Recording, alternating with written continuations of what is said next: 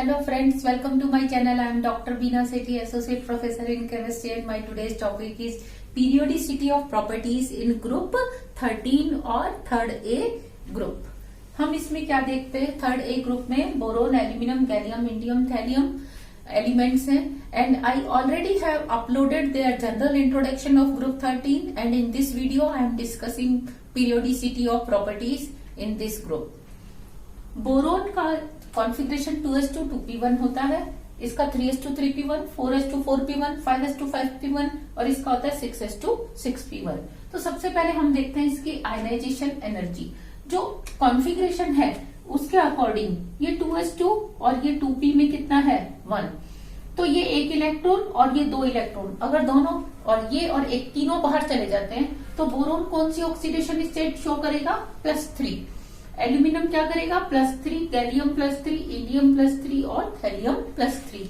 तो हमको जो पहला इलेक्ट्रॉन निकालने के लिए रिक्वायर्ड एनर्जी है, वो पहला इलेक्ट्रॉन किसमें से निकलने वाला है, np1, 2p1, 3p1, 4p1 से वो आसानी से निकल जाता है। जबकि अगर हम सेकेंड ग्रुप की बात करें, सेकेंड ए की, तो उसमें पहला इलेक्ट्रॉन किसमें से निकलता है, 2s2 से, जो कि फील्ड है। तो इसलिए first ionization energy group second की ज्यादा होती है, किससे, ग्रुप थर्ड से। तो यहाँ थर्ड मतलब फर्स्ट आयनाइजेशन एनर्जी इसकी ज्यादा है सेकंड और फर्स्ट ग्रुप से। लेकिन अगर हम यहाँ बात करें टॉप टू बॉटम, तो टॉप टू बॉटम हम क्या देखते हैं कि साइज इंक्रीज होने के साथ साथ जो आयनाइजेशन एनर्जी की वैल्यू है, फर्स्ट आयनाइजेशन एनर्जी, वो डिक्रीज होती है।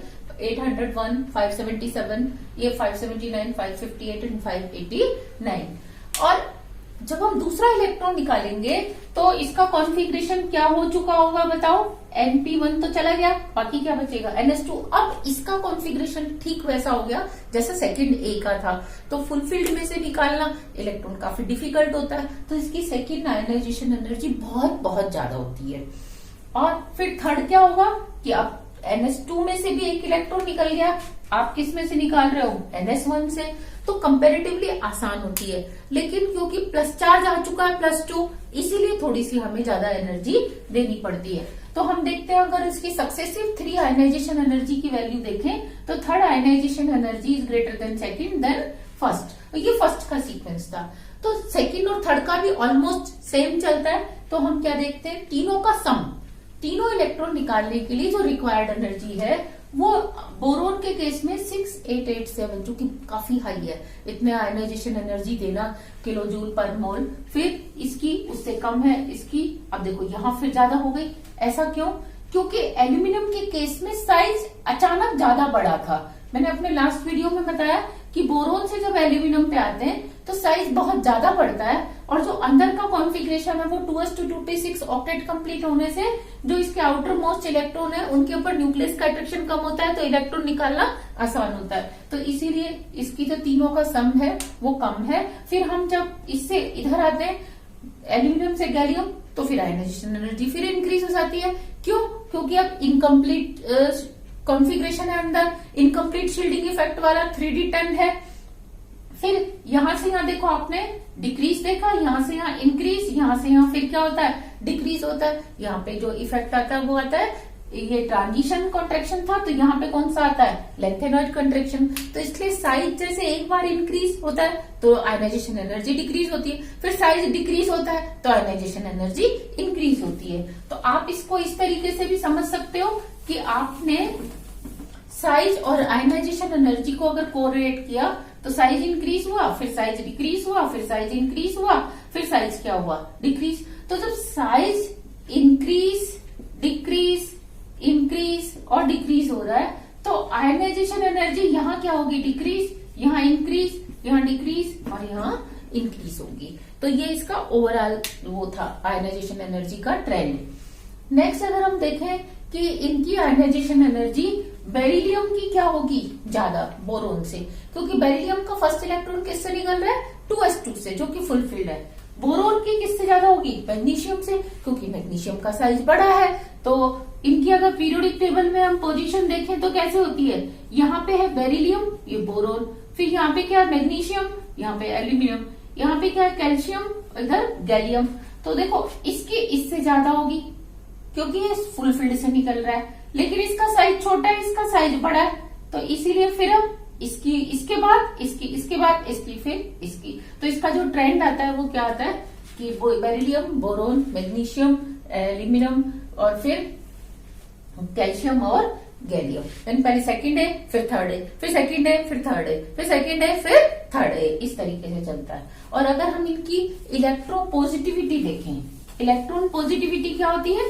इलेक्ट्रॉन डोनेट करके कैटायन बनाने की टेंडेंसी। तो हम क्या देखते हैं? Boron to aluminium metallic characters या इलेक्ट्रॉन पॉजिटिविटी क्या होती है? इंक्रीज। फिर वही बात कि बोरोन से एल्यूमिनियम साइज एकदम से क्या होता है? इंक्रीज होता है। तो इलेक्ट्रॉन देने में क्या होती है? आसानी होती है। तो इसीलिए बोरोन से लेकर एल्यूमिनियम तक इलेक्ट्रॉन पॉजिटिविटी इंक्रीज होती है, लेकिन एल्यूमिनियम टू थैलियम तक कंटिन्यूअस डिक्रीज होती है, चाहे साइज इंक्रीज हो चाहे बीच में साइज डिक्रीज हो। वाई? क्योंकि न्यूक्लियस का अट्रैक्शन उसके ऊपर इंक्रीज होता जाता है incomplete shielding effect of inner orbitals के कारण। नेक्स्ट अगर हम देखें ऑक्सीडेशन पोटेंशियल ऑफ बोरोन, ये क्या होता है? काफी लो होता है, क्योंकि बोरोन का कभी भी +3 आयन नहीं बनता।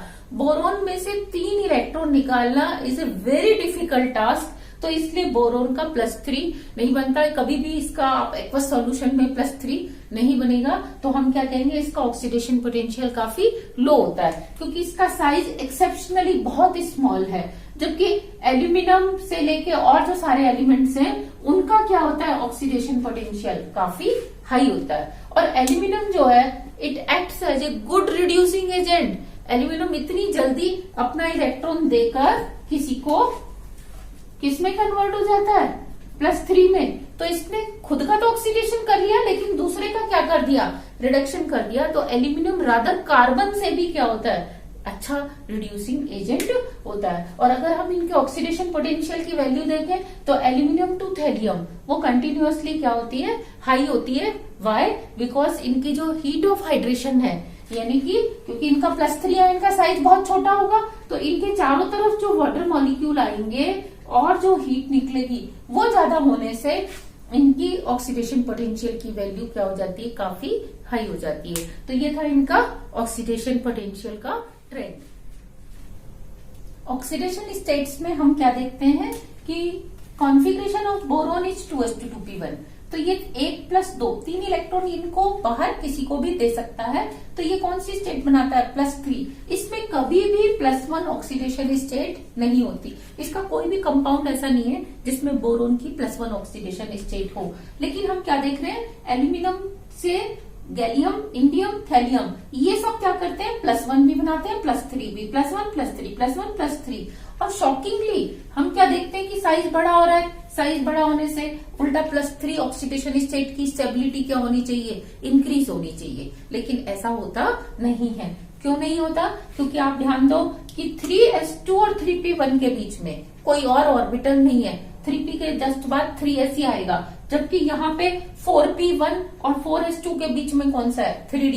इट मीन्स इनके बीच में एनर्जी गैप ज्यादा है। तो आपके पास चांस है, आप चाहो तो एक इलेक्ट्रॉन निकालो और ना चाहो तो आप क्या करो? इन 2 इलेक्ट्रॉन्स को ना निकालो। ये इनर, ये उससे 3d से क्या होते हैं? अंदर की तरफ थोड़े से शील्डेड रहते हैं और ये कई बार रिएक्शन में पार्टिसिपेट नहीं करते, इनर्ट पेयर की तरह बिहेव करते हैं। तो इनका ये जो पेयर है इनर्ट पेयर की तरह जो बिहेव करता है, इसी इफेक्ट को हम क्या बोलते हैं? Inert pair effect. क्या मतलब हुआ इसका? कि ये जो 2 इलेक्ट्रॉन है ना तो आयनिक बॉन्ड फॉर्मेशन में पार्टिसिपेट करते हैं कि 2 इलेक्ट्रॉन बाहर चले जाए, +3 आयन बन जाए, और ना ही कोवेलेंट बॉन्ड की एक्साइट होकर 4p में आ जाए और कोवेलेंट बॉन्डिंग कर ले।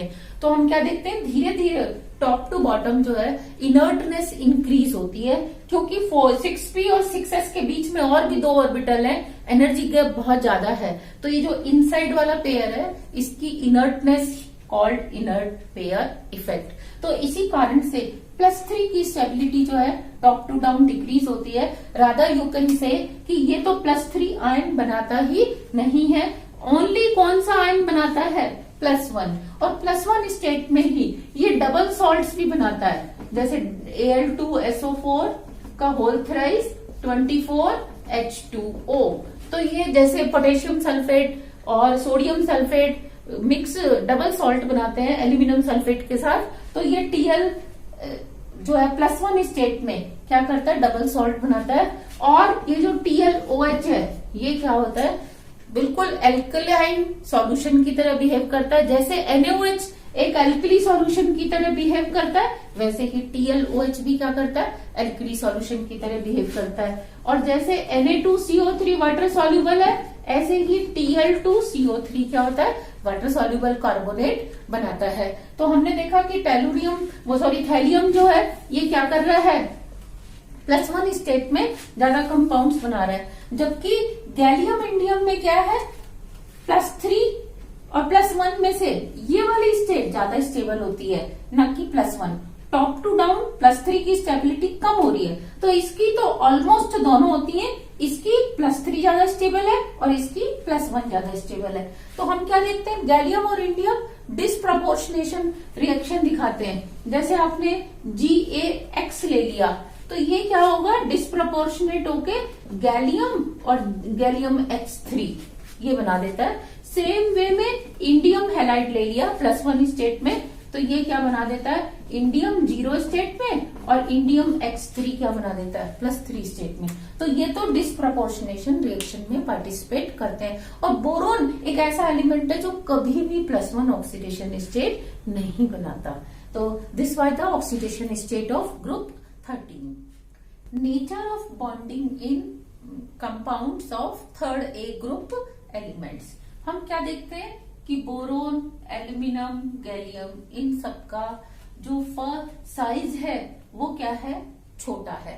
+3 आयन का साइज तो और भी छोटा है in comparison to second A, first A से जब हम राइट साइड पे जाएंगे तो साइज क्या होता है, डिक्रीज होता है। साइज डिक्रीज होने से कैटायन का साइज और भी छोटा होता है। कैटायन का साइज छोटा होने से जब ये किसी भी एनायन के साथ कंपाउंड बनाएंगे तो ये उसमें क्या करते हैं, ज्यादा पोलराइजेशन, ये एनायन को पोलराइज्ड कर देते हैं, जिससे जो बॉन्ड है वो कौन से बॉन्ड बनते हैं, कोवेलेंट, यानी कि आयनिक में भी कोवेलेंट कैरेक्टर्स आ जाते हैं। नेक्स्ट, जो sum of first, second, third ionization energy है वो काफी ज्यादा है। लेफ्ट टू राइट क्योंकि साइज छोटा हो रहा है, न्यूक्लियर चार्ज इंक्रीज हो रहा है, तो +3 आयन बनना इनका वेरी डिफिकल्ट है। ये क्या करते हैं, खाली 2s को एक्साइट करके या NS को एक्साइट करके इधर भेज के हाइब्रिडाइजेशन करा के क्या बनाते हैं, 3 कोवेलेंट बॉन्ड बनाते हैं और +3 ऑक्सीडेशन स्टेट तो दिखाते हैं पर +3 आयन नहीं बनाते। नेक्स्ट, इनकी इलेक्ट्रॉन नेगेटिविटी क्या होती है, हाई होती है। अब इलेक्ट्रॉन नेगेटिविटी हाई होने से क्या होता है कि जैसे बोरोन की है 2.0, तो अब ये किसी भी एटम के साथ, जैसे क्लोरीन के साथ बना रहा है, उसकी 3 है, तो इसका गैप क्या होता है, काफी कम होता है, इतना ज्यादा गैप नहीं आता।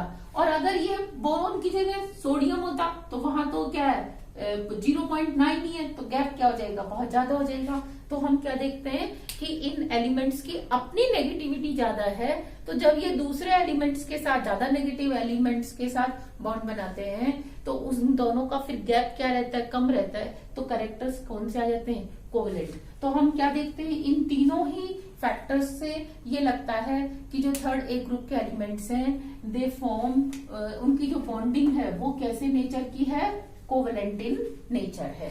दूसरा, फिर इसके जो कंपाउंड्स बनते हैं वो कैसे होते हैं, इलेक्ट्रॉन डेफिशिएंट, जैसे BF3, BCl3, BBr3, AlCl3, ये सब क्या है, इलेक्ट्रॉन डेफिशिएंट, क्योंकि इन्होंने 3 ही बॉन्ड बनाए, 3 पेयर यानी कि 6 इलेक्ट्रॉन, तो they all are electron deficient. लेकिन जो इनका इलेक्ट्रॉन डेफिशिएंट कैरेक्टर है वो टॉप टू डाउन क्या होता है, डिक्रीज होता है। जैसे ये आपने बोरोन का कंपाउंड लिया और ये आपने लिया थैलियम का, तो हम क्या देखेंगे, थैलियम वाले की टेंडेंसी कोऑर्डिनेट बॉन्ड बनाने की, यानी कि NH3 के साथ डेटिव बॉन्ड बनाने की टेंडेंसी इसकी कम है और इसकी क्या है, काफी हाई है। तो इनकी electron deficiency top to down क्या होती है, डिक्रीज होती है। नेक्स्ट, ये जो आयंस हैं, मतलब बोरोन तो 100% कोवेलेंट ही बनाता है, लेकिन बोरोन के जो नीचे वाले एलिमेंट्स हैं, एल्यूमिनियम, गैलियम, इंडियम, थैलियम, ये सब क्या करते हैं, +3 स्टेट तो दिखाते हैं, लेकिन ये एनहाइड्रस में क्या होते हैं, कोवलेंट होते हैं। जैसे मैंने ले लिया AlOH का होल थ्राइस, GaOH का होल थ्राइस, इंडियम OH का whole thrice, they are covalent in nature अगर वो एनहाइड्रस है। लेकिन अगर वो हाइड्रस हो, यानी कि इनको हम वाटर में डाल दें, तो हम क्या देखते हैं, ये इस तरीके से AlH2O का होल 6+3 यानी कि हाइड्रेटेड कैटायन बना देते हैं। तो इसमें क्या फर्क है इन दोनों में, इसमें जो है वो कोवलेंट कंपाउंड है, 3 इलेक्ट्रॉन बाहर नहीं निकले हैं। Al और OH के बीच में जो बॉन्ड है वो कोवलेंट है इस तरीके से ये। लेकिन इसमें क्या है, एल्यूमिनियम ने अपने 3 इलेक्ट्रॉन किसी को दे दिए और ये कौन सी स्टेट में आ गया, +3, और वो +3 फिर सराउंडेड है किससे, OH से। तो यहाँ पे आयनिक स्टेट है, यहाँ पे ये कोवलेंट है। तो एनहाइड्रस में कोवलेंट और हाइड्रस में कोवलेंट क्यों बन जाती है, क्योंकि हाइड्रस वाली स्टेट में ये जो हाइड्रेशन होता है, ये हाइड्रेशन से एक एनर्जी बाहर रिलीज होती है, that is called hydration energy. वो हाइड्रेशन एनर्जी ओवरकम कर जाती है सम ऑफ 3 कंसेक्यूटिव आयोनाइजेशन एनर्जी। जब इन तीनों को ये ओवरकम कर जाती है तो फिर ये क्या हो जाता है, स्टेबल हो जाता है। और इसकी भी अगर हम स्टेबिलिटी देखें तो टॉप टू डाउन, जैसे MH2O का होल 6 हम देखें +3, टॉप टू डाउन इसकी स्टेबिलिटी भी डिक्रीज होती है, क्योंकि हाइड्रेशन एनर्जी उतनी ज्यादा नहीं निकलती जितनी की हम एक्सपेक्ट कर रहे हैं। यहाँ तो इलेक्ट्रॉन डेंसिटी ज्यादा है, चार्ज डेंसिटी ज्यादा होने से जो पानी के मॉलिक्यूल्स इसके साथ बॉन्ड बना रहे हैं तो ज्यादा एनर्जी बाहर रिलीज हो रही है। लेकिन नीचे वालों में क्या होगा, साइज बड़ा होने से चार्ज डेंसिटी कम हो जाएगी, तो जो एनर्जी बाहर रिलीज होगी हाइड्रेशन एनर्जी वो कम होगी। और आप देखोगे इसकी स्टेबिलिटी हाइड्रेशन एनर्जी की कम होने के कारण ही टॉप टू डाउन डिक्रीज होती है। Next property is complex formation. तो अगर हम बात करें बेरिलियम, लिथियम, बेरिलियम, बोरोन, तो यहाँ पे साइज बड़ा है, ये बड़ा है और इसका और छोटा है, और चार्ज इस पे +1 है, इस पे +2 है, इस पे +3 ऑक्सीडेशन स्टेट है।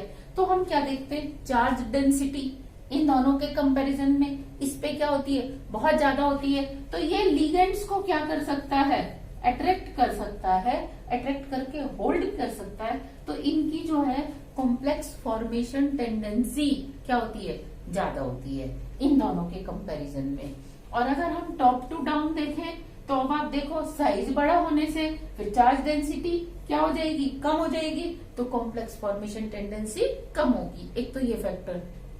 दूसरा, अवेलेबिलिटी ऑफ वैकेंट ऑर्बिटल्स। जैसे बोरोन के पास क्या है, 2p ऑर्बिटल अभी खाली पड़े, एल्यूमिनियम में 3p भी है, 3d भी है, गैलियम में 4p है, 4d खाली है। तो ये उस में क्या कर सकता है, लिगेंड के इलेक्ट्रॉन्स को अपने में लेके क्या कर सकता है, बॉन्ड बना सकता है। तो अल्टीमेटली हम क्या देखते हैं कि इनकी जो टेंडेंसी है फर्स्ट ए और सेकंड ए यानी एल्कली और एल्कलाइन अर्थ मेटल के कंपैरिजन में ज्यादा होती है, और top to down complex formation tendency जो है वो कम होती है। तो ये थी इसकी periodicity of properties in group 3rd A।